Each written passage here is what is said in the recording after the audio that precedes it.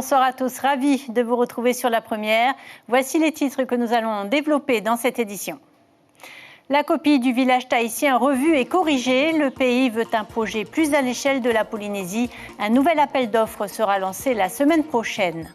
La filière des carottes de Tubuai optimisée. Les quelques 20% de légumes qui n'étaient pas présentables à la vente seront utilisés dans les cantines scolaires. Te Vaiuta tente l'expérience. Dans notre rubrique Hono Ta'amotu, nous irons du côté de Ta'a pour faire le point sur les récents vols de vanille dont plusieurs producteurs ont été victimes. Vous entendrez à ce sujet notre invité, le maire délégué de Poutoru, Joël Hahe. Cet ancien technicien agricole et producteur de vanille, c'est également un spécialiste du Ra'au Tahiti. Et puis c'est la journée mondiale du cocotier. Sa culture représente 29 000 hectares en Polynésie, du copra à la production de lait de coco en passant par l'artisanat, un véritable arbre de vie.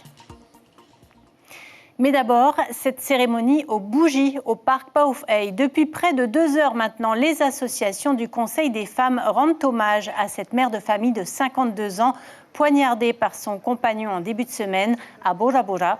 L'auteur présumé des faits a été mis en examen pour meurtre et placé en détention provisoire. Malgré la colère, le public est invité à la prière ce soir, vêtu de blanc. On rejoint sur place Kaline Liénard. Bonsoir Kaline, l'atmosphère est lourde ce soir. Voilà, Maruru Mété, que le Seigneur vous bénisse parce que chaque jour, nous voyons la souffrance autour de nous. Eh bien, on va vous retrouver tout à l'heure, Kaline, puisque visiblement, il y a un petit problème de son. Alors, depuis 4 ans, Chantal Gallnon réclame un observatoire sur les violences pour avoir des chiffres concrets à disposition. Elle en a parlé ce matin avec Ibrahim Ahmedazi sur Polynésie, la première radio. Écoutez. Notre moyen d'avoir des chiffres, parce qu'il nous est difficile d'avoir des chiffres, ne serait-ce que sur les violences. On nous donne des chiffres globaux, mais à chaque fois, c'est noyé dans d'autres chiffres. Je suis désolée de le dire. Lorsqu'on demande des chiffres précis sur les femmes qui sont réellement battues, qui sont blessées, écoutez, c'est avec les chiffres des familles, c'est normal, les enfants, les hommes et tout. Et je me dis qu'aujourd'hui, il faut peut-être être plus précis. Et je pense qu'à chaque fois qu'on a des chiffres précis, ce n'est que là qu'on pense réellement à des actions précises. Parce que je vais vous dire, aujourd'hui, les associations, il n'y a pas que le Conseil des femmes, il y a plusieurs associations. Eh bien, nous nous mettons au service du pays, nous nous mettons au service de la société civile. Et je dis que si on rassemblait tout cela, on faisait réellement une étude sérieuse sur tous les impacts que nous avons contre ces actes de violence, on pourrait réellement éradiquer les violences. On va tout de suite retourner du côté du parc Pauwhai où se déroule depuis 5 heures une cérémonie aux bougies. On vous retrouve, Kaline Liénard. Bonsoir. Alors, l'atmosphère, je le disais tout à l'heure, doit être particulièrement lourde ce soir. Oui, bonsoir Cybèle. L'ambiance est particulièrement lourde ce soir, mais elle est surtout au recueillement. C'est-à-dire que vous le voyez certainement derrière moi, toutes les personnes présentes ici ce soir sont habillées en blanc pour justement rendre hommage à Linda, cette mère de famille de 52 ans et mère de 6 enfants qui a perdu la vie à Bora Bora lundi. Alors la cérémonie a commencé à 18h avec le discours de la présidente du Conseil des femmes, Chantal Gallnon. Elle a demandé dans ce discours de changer nos façons d'agir et de nous comporter, c'est-à-dire de parler avec amour, avec respect. Et c'est ce que représente en fait ce cœur allumé derrière moi, que vous voyez certainement. Ce cœur et les flammes de ces bougies représentent les lueurs d'espoir pour un avenir rempli d'amour, de respect et de paix. Car ce féminicide en 2022, c'est celui de trop cette année, puisqu'il y en a déjà eu 3 en 2021. Et l'autre chiffre alarmant que je vais vous donner, c'est celui-ci. Chaque année, en Polynésie française, ce sont 3000 signalements pour violences conjugales ou violences intrafamiliales. C'est un chiffre vraiment alarmant, parce que si on le rapporte au ratio journalier, cela fait 8 signalements pour violences par jour. C'est énorme. Alors ici, à Pauwhai, les 11 associations de soutien aux femmes battues se sont réunies et les les 9 autres associations qui sont réparties dans les 4 archipels de Polynésie française organisent un événement similaire à celui-ci dans les archipels. Alors, pour rappeler justement la tolérance zéro envers les violences faites aux femmes. Derrière moi, vous l'entendez peut-être aussi, viennent de débuter les chants des congrégations religieuses qui se sont déplacées ce soir au parc Pauw'ai. Et le prochain événement, ce sera le 25 novembre. Le Conseil des femmes organise une grande marche dans le cadre de la Journée internationale de lutte contre les violences faites aux femmes.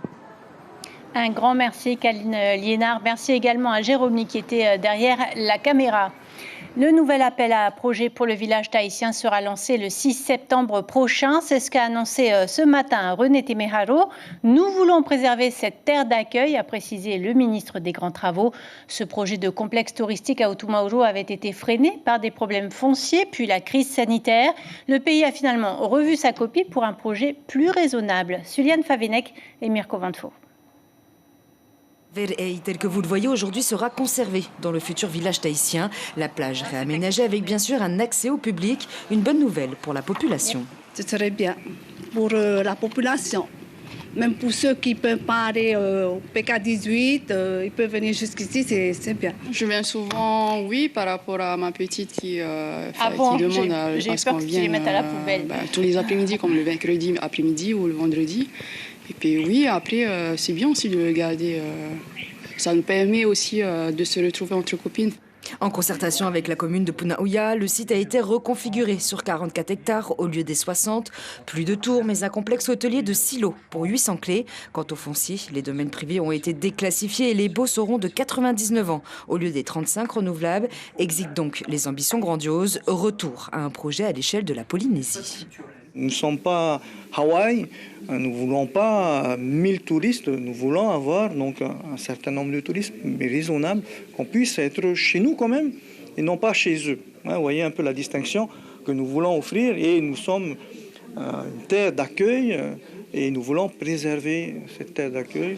Le remblai a été revu à la baisse, 450 000 mètres cubes à la place des 3 millions, une marina de 220 anneaux et surtout des espaces culturels et des lieux de vie pour la population. En bref, un paysage qui sera moins défiguré. Il fallait augmenter le degré d'acceptabilité de la part des associations, de la part de la population, par rapport à quoi? Par rapport à l'atteinte à l'environnement. Et à l'atteinte au niveau du lagon. Il parlait à un moment donné dans le projet de départ de plusieurs millions de mètres cubes de remblai.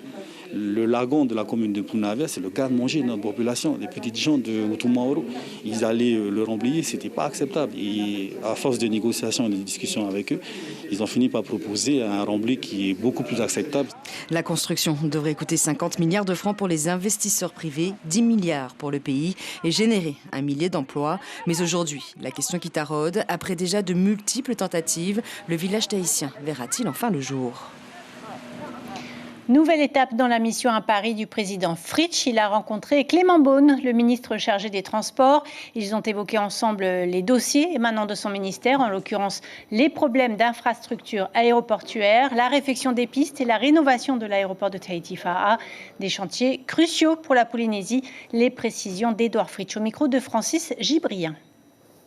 Nous sommes venus soulever l'urgence pour le territoire aujourd'hui de voir cet aéroport reconstruit le plus rapidement possible. Comme d'autres pays, d'autres territoires ou d'autres départements d'outre-mer, le transport aérien est crucial pour le déplacement de nos populations, pour le déplacement de nos enfants qui vont à l'école, pour les problèmes sanitaires lorsqu'il y a des évacuations. On parle agriculture maintenant avec ce chiffre. 300 tonnes de carottes sont produites chaque année à Tubuai. Mais il y a une ombre au tableau. 15 à 20% de cette production se retrouve jetée aux animaux, faute d'être présentable dans les rayons des supermarchés. Pour éviter ce gaspillage, la Chambre et le ministère de l'Agriculture ont lancé un projet pilote, la revalorisation de ces rebuts en surgelé pour les cantines scolaires. Kaline Liénard, Ambroise Colombani. Faire manger des légumes aux plus jeunes, un challenge que doivent relever chaque jour les cantines scolaires. Aujourd'hui, la chef de Teveyuta a trouvé la parade, une purée de pommes de terre et de carottes. Sur nos menus, nous avons de la pastèque, des ananas, des papayes pour les desserts. On n'utilise plus. On n'utilise plus de fruits importés. Valoriser les carottes locales de Tupuai, c'est l'objectif de ce projet test. Les rebus sont transformés en rondelles, en cubes ou en baby carottes, puis livrés à la cantine. Il y a juste à mettre dans la machine. Et comme c'est la première, on va tester ça en salade. Un long voyage pour ces carottes de Tupuai à Tahiti. Elles sont ensuite stockées à Tiperui pour être lavées et triées. 24 heures plus tard, direction le pôle d'agrotransformation à Papara pour être épluchées, découpées, blanchies, puis surgelées en sachets prêts à l'emploi. Notre démarche, c'est de pouvoir valoriser en fait ce qui n'est pas vendable sur le marché, d'essayer d'avoir une recette supplémentaire au niveau de l'agriculteur qui puisse avoir une plus-value en fait. Car ces invendus représentent chaque année 70 tonnes de carottes jetées aux animaux, soit 20% de la production totale. Alors depuis le 23 août, une partie de ces rebus est revalorisée. La commune de Teveita a récupéré 200 kg de carottes transformées, prêtes à l'utilisation. C'est-à-dire que dès qu'il prépare, le chef cuisinier, dès qu'il prépare un repas, le ragoût, un poulet petit pois, il utilise des carottes au lieu de prendre les carottes qui viennent de Nouvelle-Zélande. Aujourd'hui, nous devons tout faire pour éviter le gaspillage. Lorsque la nature est généreuse, nous devons chercher à valoriser toute cette nature autant que possible. 5 tonnes de carottes transformées, c'est l'objectif d'ici la fin de l'année. Et s'il est atteint, vous pourriez retrouver ces sachets de surgelés locaux au supermarché. En bref, les autorités du pays et de l'État ont commémoré ce matin le 82e anniversaire du ralliement de la Polynésie française à la France libre. Une cérémonie organisée par l'Amicale du Bataillon du Pacifique qui rend hommage aux milliers de Polynésiens qui se sont engagés durant la Seconde Guerre mondiale.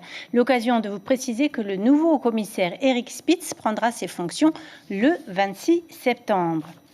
Un moratoire sur l'exploitation minière des grands fonds marins, c'est ce que réclame le Conseil économique, social, environnemental et culturel. Le CESEC recommande la plus grande attention sur les risques qui pèsent sur les équilibres vivants et géophysiques de nos abysses. La simple exploration scientifique pourrait comporter des risques.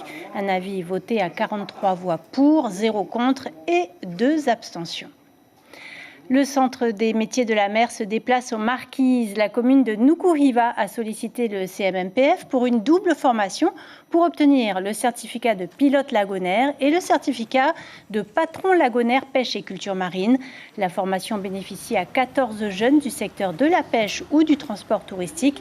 223 heures de cours pour parler survie, sécurité, réglementation maritime, balisage mécanique ou encore manœuvre d'accostage. Une seule femme parmi les stagiaires, Koua Otomimi, elle fait part de son enthousiasme à notre correspondante Marie Curva.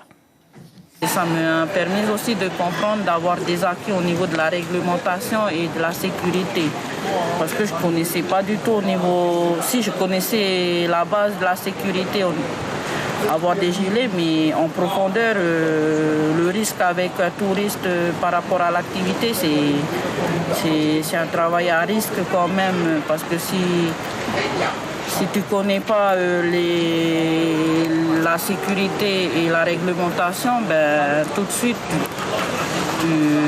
la saisie du matériel est directe, quoi.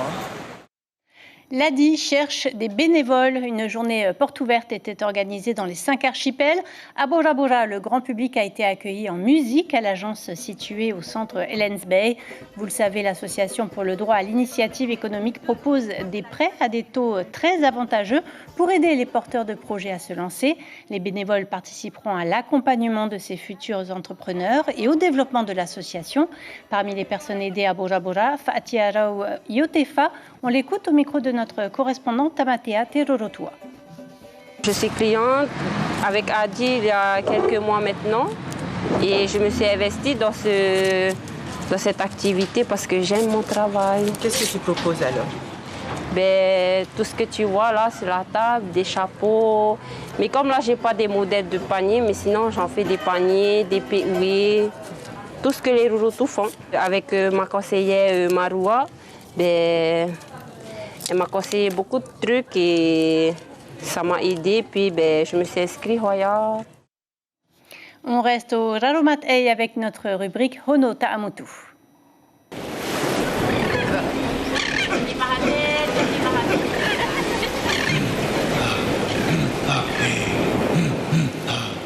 Et nous rejoignons rejoignons tout de suite Joël Hahé, maire délégué de Potoru à Ta'a. Bonsoir.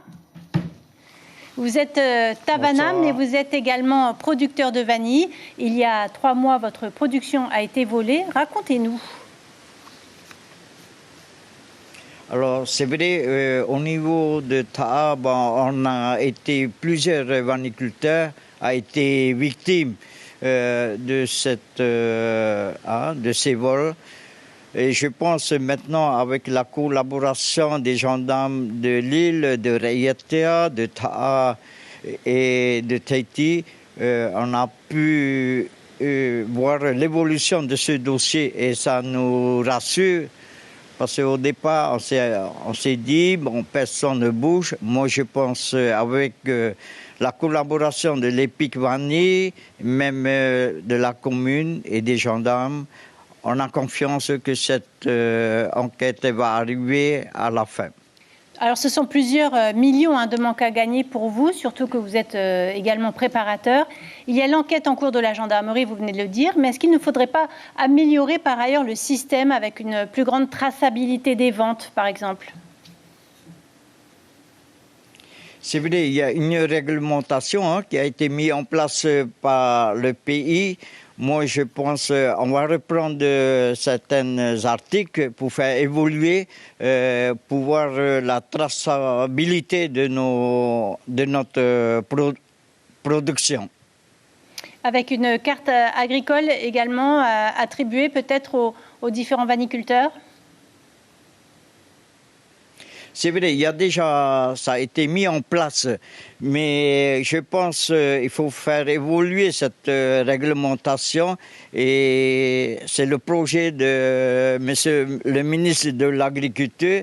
On a eu un entretien avec lui la semaine dernière et prochainement on va avoir des réunions de travail avec des partenaires comme les préparateurs, les acheteurs, les exportateurs. Et moi, je pense qu'on a confiance sur l'amendement qu'on va amener à cette réglementation. Joël Hahé, votre spécialité, ce sont également les plantes médicinales, les Ra'au Tahiti. Vous avez monté une exposition à la paroisse de Potoru. Tout le monde est convié ? Alors, on ne peut pas dire que je suis un spécialiste, mais je suis un passionné des plantes médicinales. J'ai eu une formation horticole et par ce biais-là, je me suis intéressé à la culture polynésienne et plus particulièrement sur les plantes médicinales. Un exemple, par exemple, d'utilisation. Alors, sur la partie préparation, utilisation des plantes médicinales, j'ai des mamans praticiennes qui préparent les ra'au. Mais la spécialité, c'est plutôt la partie botanique et les techniques de culture pour multiplier au maximum les plantes médicinales aux îles sous le vent. Est-ce qu'il y a une plante à laquelle vous tenez particulièrement ? Alors, il y a 5 plantes dans la confection des Ra'au Tahiti qui reviennent. Alors, et je pense qu'il y a des plantes qui sont en voie de disparition. Et là, c'est important qu'on fasse le recensement de ces plantes en voie de disparition, qu'on puisse les remultiplier pour satisfaire les besoins des tradipraticiennes de la Polynésie. Un grand merci Joël Hahé. Je rappelle que vous êtes maire délégué de Potoru à Ta'a. Ta'a qui comprend 5000 habitants et 8 communes associées. Merci également à Hitimanaki derrière la caméra. C'est aujourd'hui la journée mondiale du cocotier. Alors qui mieux que l'huilerie de Tahiti pour parler de cet arbre si précieux en Polynésie. L'usine a ouvert ses portes au public ce matin. Créée en 1967, elle traite la totalité du copra qu'elle se procure auprès de plus de 7000 producteurs. Grâce à une visite guidée de 45 minutes, les visiteurs ont pu découvrir cette filière dédiée aux cocotiers. Le directeur Henri Leduc explique à Heidi Yenko et Patita Savea combien le secteur se porte bien. Les gens sont assez surpris de cette usine, de l'huilerie de Tahiti. Ils s'attendent très peu à ce type d'usine en Polynésie. Le marché de l'huile se porte assez bien. Il y a encore 2 mois, le cours mondial était très très haut. On observe une baisse depuis quelques semaines, mais c'est toujours très intéressant au niveau, bien entendu, de l'huile brute de copra. De ses racines à la pointe de ses palmes, le cocotier est entièrement exploitable. L'arbre est utilisé pour son bois, pour la fabrication des toits en niho. Rien que l'amande de la noix de coco permet de faire vivre toute une filière. Reportage Heidi Yenko, Vito Tapo et Patita Savea. Les cocotiers sont omniprésents dans les îles polynésiennes. Racines, troncs, feuilles, jusqu'au cœur, tout peut être utilisé. De la pharmacopée aux produits de beauté, en passant par la construction ou la cuisine, car ces fruits, les cocos, sont tout aussi utiles. Chaque semaine, sur l'île de Taha'a, près de 2 tonnes de cocos décortiqués sont chargés sur les goélettes. La plupart des particuliers, dont ceux qui me fournissent, pour eux, c'est un gagne-pain en plus. Pour eux dans la semaine. C'est un truc rapide. C'est pour la famille, pour aider la famille. Les cocos récoltés peuvent trouver clientèle dans les îles ou à la ville, comme ici, au marché de Haroué. Là, je suis en train de nettoyer et une fois terminé, je passe à la râpe et je fabrique du lait de coco. D'accord. Et à part le lait de coco, il y a des cocos râpés, cocos blancs selon la demande des clients pour faire les gâteaux, la pâtisserie. Tôt, chaque matin, Hugo transforme la noix de coco pour sa clientèle. Le lait obtenu peut aussi être livré sur demande. Pendant ce temps, la bourre, ôtée lors du nettoyage, est elle aussi récupérée.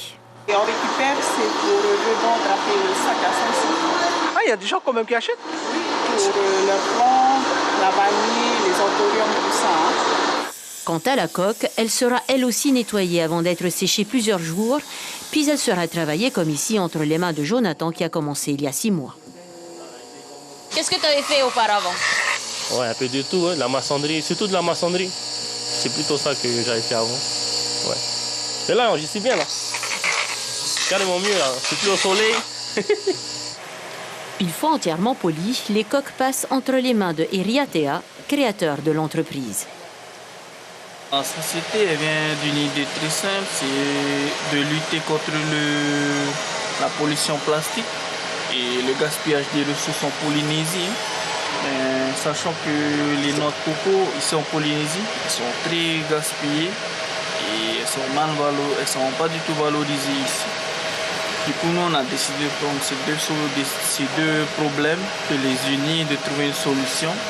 Tels que les bols en coco que nos tupunas utilisaient avant. Au-delà de la création artistique, on parle bien ici de la création d'emplois. Un bel exemple de ce que la filière peut représenter en Polynésie en termes économiques, mais aussi de développement durable. Et on arrive au terme de cette édition. Je vous en rappelle l'information principale. Cette cérémonie aux bougies au parc Paufei. Les associations du Conseil des femmes rendent hommage à cette mère de famille de 52 ans, morte sous les coups de son compagnon en début de semaine à Bora. Une centaine de personnes ont répondu à cet appel à la prière et à la communion. De la musique locale sur Polynésie la première ce soir, des battles bring pour ouvrir la soirée avec Arearea Tatou, puis le concert Tuiro. Ainsi s'achève ce journal. Merci d'avoir été avec nous. Demain, les premières infos en radio vous seront présentées par Laina Tetouanoui et Miri Toumatariri. D'ici là, passez une excellente soirée sur nos antennes et à demain.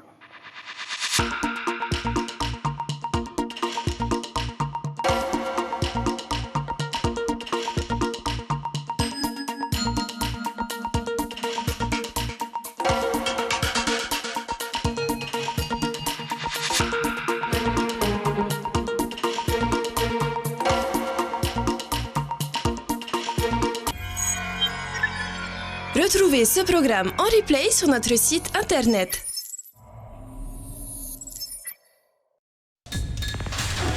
L'information en continu sur Polynésie la première, internet et réseaux sociaux.